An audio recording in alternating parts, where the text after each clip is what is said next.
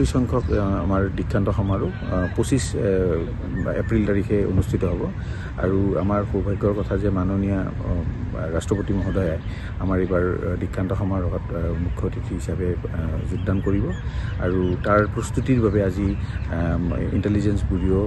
পুলিচৰ পৰা PWDৰ পৰা আমাৰ গোটেই এই সাইটটো ভিজিট কৰিবৰ কাৰণে আহিছিলে এইমাত্ৰ ভিজিট হৈ গ'ল যাতে সুকলমে আমাৰ এই অনুষ্ঠানটো অনুষ্ঠিত কৰিব পৰা যায়।